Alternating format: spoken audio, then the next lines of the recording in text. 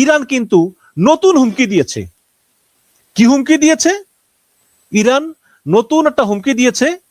তারা বলেছে যে আমরা বিশ্বের সমস্ত ইন্টারনেট অকেজো করে দেব। আপনারা জানেন যে যুদ্ধ শুরু হওয়ার পর থেকে ইরানে ইন্টারনেট নাই বা ইরান সরকার বন্ধ করে রেখেছে। কিন্তু এখন ইরান বলতেছে যে বিশ্বের ইন্টারনেট আমরা বন্ধ করে দেব। তার মানে ইরান কিভাবে বিশ্বের ইন্টারনেট বন্ধ করবে? এখানে লিখেছে যে লোহিত সাগরের নিচ দিয়ে, মানে ইংলিশে রেড সি, এই লোহিত সাগরের নিচ দিয়ে যাওয়া ইন্টারনেটের তার কেটে দেওয়ার হুমকি দিয়েছে ইরান। ইরান বলতেছে যে আমরা ডুবুরি পাঠিয়ে লোহিত সাগরের নিচ দিয়ে, আপনারা জানেন যে ইন্টারনেট কেবল আছে, সাগরের একদম তল দিয়ে তারে তারে আসে। বাংলাদেশ সিঙ্গাপুর থেকে আর একটা তারের মাধ্যমে তারা ইন্টারনেটের সঙ্গে যুক্ত হয়েছে। ইন্টারনেট খুবই ফাস্ট এবং মানে সাশ্রয়ী। সাগরীয় দেশগুলোতে এবং হরমুজ প্রণালীতে কন্টিনিউ মার্কিন সেনা মোতায়েন রাখলে এই পদক্ষেপ নেওয়া হতে পারে। যদি তোমরা এই কন্টিনিউ এই হরমুজ প্রণালী দখলে রাখো, তাহলে আমরা লোহিত সাগরের নিচ দিয়ে যে ইন্টারনেট তার গিয়েছে সেই তারকে আমরা খেচাং করে কেটে দেব। এখন তো ঘুম হারাম আমেরিকার, যে বলে কি রে, এমনিতেই অ্যামাজনের কিছু ডাটা সেন্টার আছে যে আরব কান্ট্রিতে, ওগুলোর কিছুটা ক্ষতিগ্রস্ত হয়েছে ইরানের ক্ষেপণাস্ত্র হামলায়। এতে অ্যামাজনের অনেক ক্ষতি হয়ে গিয়েছে। তার মধ্যে যদি এই ইন্টারনেটটাকে খেচাং করে কেটে দেয় তাহলে কেমন হবে? এই যে আমি আপনাদেরকে দেখাই খবরটা, এই যে এটা দেশ রূপান্তরের খবর, এই যে বিশ্বের ইন্টারনেট অকার্য করে দিতে পারে। হ্যাঁ, তো এখানে আরেকটু বিস্তারিত পড়ি। সেটা হচ্ছে যে লেবানিজ অস্ট্রেলিয়ান উদ্যোক্তা মারিও নাওফাল লিখেছেন যে ইরান এখন হুমকি দিচ্ছে যে হরমুজ থেকে মার্কিন সেনা প্রত্যাহার না করলে সমুদ্রের তার কেটে দেবে। এই ইন্টারনেট কেবল দিয়ে পৃথিবীর সমস্ত ইন্টারনেটের 17% বহন করে।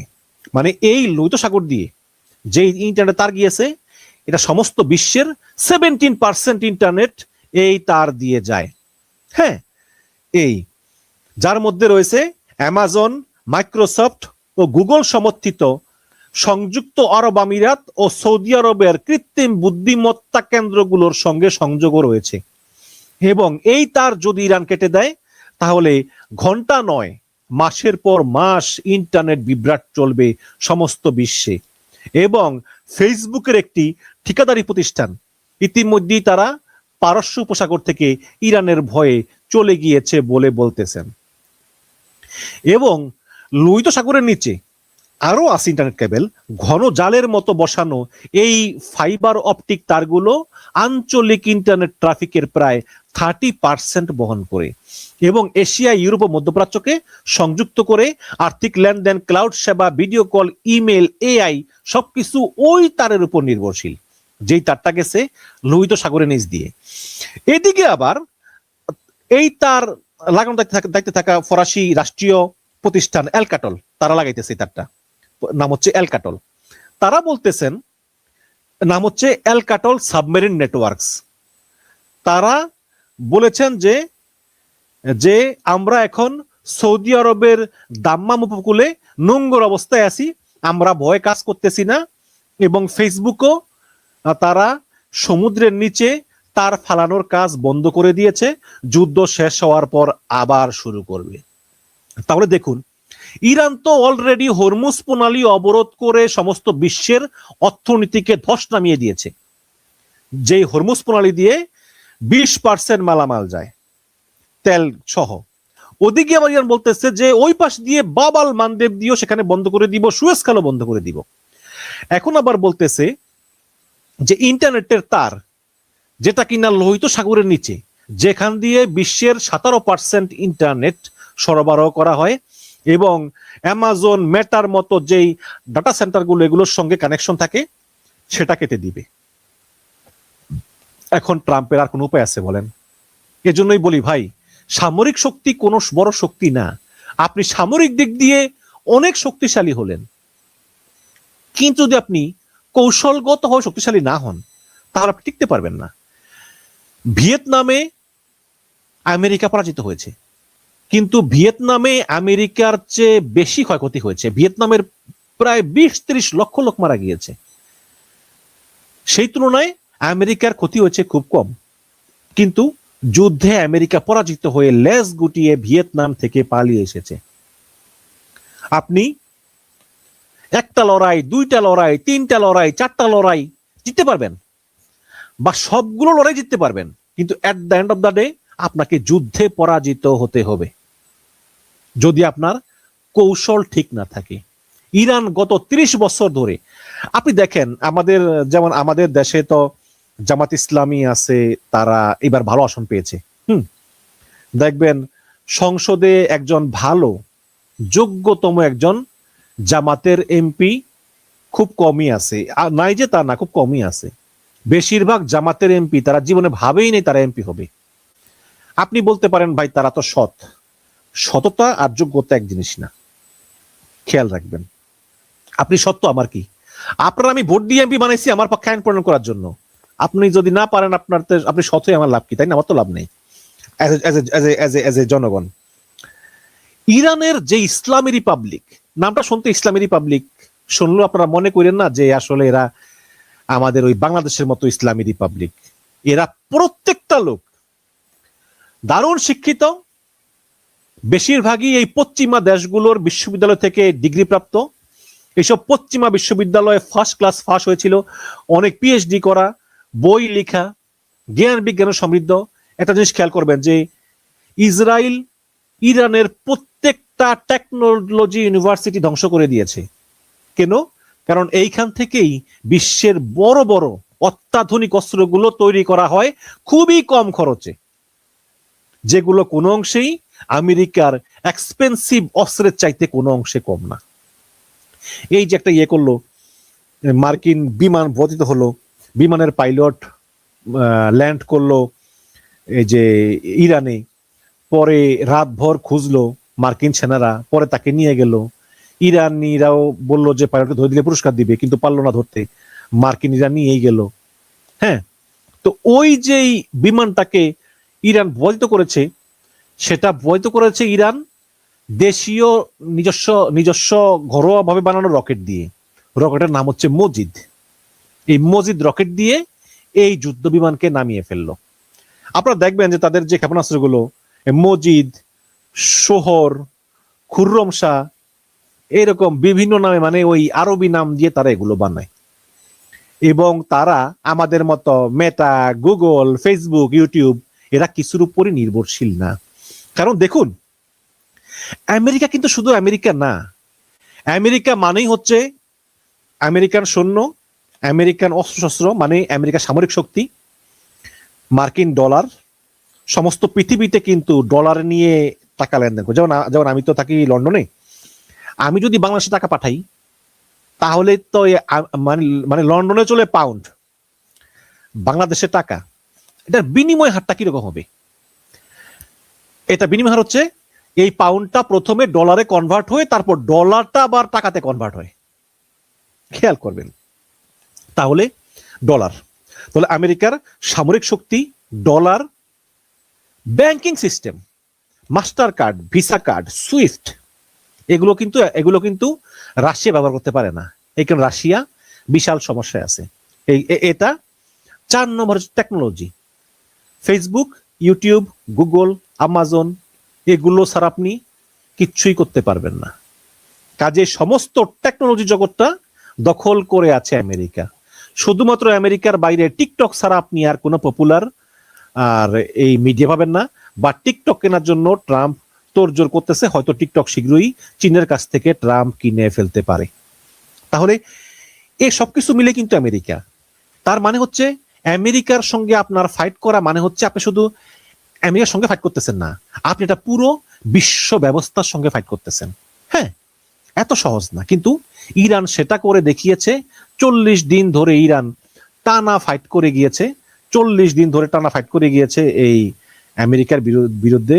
আমেরিকা মানে কিছুই করতে পারেনি আমেরিকা। এখন আমরা একটা স্বস্তি পাচ্ছি যে অ্যাটলিস্ট ট্রাম্প একটা যুদ্ধবিরতির দিকে মানে যাবে, এবং ট্রাম্প বলেছে যে তিনি আর যুদ্ধ করবেন না, যুদ্ধ এখানেই শেষ। এই আশ্বাসটা ট্রাম্প আমাদেরকে দিয়েছেন। তো যাই হোক, এখন ট্রাম্পের আগামী এপ্রিল মাসেই ট্রাম্পের চায়না ভ্রমণ আছে। ট্রাম্প আগামী এপ্রিল মাসেই তিনি চায়না ভ্রমণ করবেন এবং এবং চায়নার প্রেসিডেন্ট যে শি জিনপিং, সেই শি জিনপিং সঙ্গে দেখা করবেন। এই এখন ওদিকে ইসরায়েলের মানে ইসরায়েল সাথে থাকলে আমেরিকা যুদ্ধ করতেই থাকবে, এটা অনেকে মনে করেন, এবং অনেকে মনে করেন যে এবার তুরস্ক হবে ইসরায়েলের নতুন শত্রু। কারণ সব সময় একটা শত্রুর দরকার হয় ইসরায়েলের, ইসরায়েল শত্রু ছাড়া থাকতে পারে না। এই কারণে এখন ইসরায়েল তুরস্ক আক্রমণ করবে, এবং তুরস্ক বলতেছে যে আমরা ইরান না, আসো একদম শিক্ষা দিয়ে দিব। এই তো যাই হোক, আজকে কিছু ইম্পর্টেন্ট খবর বলি আপনাদেরকে, তারপর শেষ করব। সেটা হচ্ছে যে ফক্স নিউজের কথা কি বলছি। ফক্স নিউজকে ট্রাম্প আজকে বলতেছে যে ইরান যুদ্ধ প্রায় শেষের দিকে। এটা ট্রাম্প বলতেছে ফক্স নিউজকে। ভালো কথা, ইরান যুদ্ধ শেষের দিকে। তো ট্রাম্প এই ইন্টারভিউটা দেওয়ার কয়েক ঘন্টা পর মার্কিন প্রভাবশালী মিডিয়া ওয়াশিংটন পোস্ট শিরোনাম করেছে যে US sends thousands more troops to Middle East as Trump tries to squeeze Iran। মানে ট্রাম্প বলতেছে যে আমরা ইরানের যুদ্ধ প্রায় শেষ করে এনেছি, তার কয়েক ঘন্টা পর ওয়াশিংটন পোস্ট বলতেছে যে আমেরিকা মধ্যপ্রাচ্যে আরো হাজার হাজার সৈন্য পাঠাচ্ছে, কারণ আমেরিকা ইরানকে একদম মানে চাপতে চায় আর কি, স্কুইজ দেম। এখন আবার ট্রাম্প বলতেছে যে 2-3 দিনের মধ্যেই ভালো সংবাদ পাওয়া যাবে, এবং যেটা বললাম যে চীনা প্রেসিডেন্ট শি জিনপিং তার সঙ্গে কথা বলেছেন, কথা বলে বলছেন তুমি অস্ত্র দিও না, আমরা হরমুজ খুলে দিব, আর এমনটা ঘটবে না, এবং আমরা দ্বিতীয়বারের মতো আলোচনায় বসবো। তাহলে অলরেডি মধ্যপ্রাচ্যে 70,000 সেনা আছে, মার্কিন সেনা, ইসরায়েলি সেনা, তারপরেও কেন এখনো আবার সেই মধ্যপ্রাচ্যে হাজার হাজার সেনা পাঠাতে হবে? ট্রাম্প মানে এখন অনেকে বলতেছেন যে ট্রাম্প আসলে ইরানের উপর চাপ বাড়ানোর জন্য পাঠাচ্ছে। এখন ভাই, ইরানের উপর চাপ বাড়ানোর জন্য অলরেডি 70,000 সৈন্য আছে, special force, marine force, delta force, এই ফোর্স সেই ফোর্স অলরেডি আছে। তাহলে কেন এখন আবার আপনি হাজার হাজার সেনা পাঠাচ্ছেন? তাহলে বোঝা গেল যে ট্রাম্প আসলে কি করতে চায় তা এখনই বোঝা মুশকিল। মুখে বলতেছেন আলোচনা করবেন, যদিও আরেকটা আলোচনা হওয়ার সম্ভাবনা আছে, কারণ আল জাজিরা বলেছে যে শিরোনাম করেছে আর কি, যে ট্রাম্প যাকে খুব ভালোবাসেন সেই ট্রাম্পের প্রিয় পাকিস্তান সেনাপ্রধান ফিল্ড মার্শাল আসিম মনির তিনি ইরানে পৌঁছেছেন, এবং আজকে তিনি ইরানে পৌঁছার পর ইরানের যে পররাষ্ট্রমন্ত্রী আব্বাস আরাচি তাকে বিমানবন্দরে স্বাগতম জানিয়েছেন, এবং তিনি ইরানে গেছেন নাকি আমেরিকার শেষ বার্তা নিয়ে। মানে আমেরিকা বলতেছে যে তুমি যে তাদেরকে শেষ কথা বলে আসো, এই শেষ বার্তা নিয়ে একটা ট্রাম্পের একটা বার্তা, সেই বার্তা নিয়ে ইরান গেছে পাকিস্তানের সেনাপ্রধান। এখন প্রশ্ন হচ্ছে যে কি সেই বার্তা, কি এমন সেই বার্তা যেটা নিয়ে আসিম মনির গিয়েছেন? এটা আমি জানি, এটা আসিম মনির জানে আর আল্লাহর পাক জানে। তবে এটাও সত্য যে পৃথিবী জুড়ে কূটনৈতিক তৎপরতা অনেক বৃদ্ধি পেয়েছে। ট্রাম্প আজকে পোস্ট করে বলেছে, আমি যেটা বললাম, যে আমরা চীনকে চিঠি লিখেছি ওরা যাতে ইরানকে অস্ত্র না দেয়, আমরা হরমুজ প্রণালী খুলে দেব, চীনও খুশি হবে, এই আর কি। তো এর উত্তরে চীন আবার রিপ্লাই দিছে ট্রাম্পকে যে আমরা আমেরিকাকে বলেছি যে কোন রকম অস্ত্র আমরা ইরানকে দিচ্ছি না, সুতরাং এই যে ট্রাম্প বলতেছে যে আমরা একসঙ্গে কাজ করব, আমি চীন সফরে গিয়ে চীনের প্রেসিডেন্টকে বিশাল বড় করে জড়িয়ে ধরবো, আলিঙ্গন করব, একসঙ্গে কাজ করব, আমাদের চীনকে তোমাদের আমেরিকার খুশি করার কোনো দরকার নাই, আমরা ইরানকে অস্ত্র দিচ্ছি না। এখন ট্রাম্প বলতেছে যে আমাদের কাছে গোয়েন্দা তথ্য আছে তোমরা ইরানকে অস্ত্র দিচ্ছ, ক্ষেপণাস্ত্র দিচ্ছ, চীন বলতেছে না আমরা দিচ্ছি না। এখন কথা হচ্ছে চীন দিল কি স্বীকার করবে? করবে না তো। চীন দিলেও স্বীকার করবে না। হ্যাঁ, এজন্যই চীন বলতেছে যে যে আমরা ইরানকে কোনো প্রকার অস্ত্র দিচ্ছি না, আমাদের খুশি করার কোনো দরকার আমেরিকার নাই, তাই না? এদিকে ব্রিটিশ টেলিভিশন স্কাই নিউজের সামরিক বিশেষজ্ঞ অধ্যাপক মাইকেল ক্লার্ক আজ প্রায় 1 ঘন্টা একটি অনুষ্ঠান করেছেন। তিনি সেখানে বলেছেন যে আমেরিকা তো দাবি করে যে তারাই সবচাইতে শক্তিশালী রাষ্ট্র পৃথিবীতে, তাহলে কেন চায়নাকে ট্রাম্পের চিঠি লিখে অনুরোধ করতে হচ্ছে যে ও প্লিজ আপনার ইরানকে অস্ত্র দিয়েন না? ধমক দিলেই তো হয়। কিন্তু সবার সঙ্গে ট্রাম্প ধমক দিয়ে কথা বলার শক্তি রাখে না।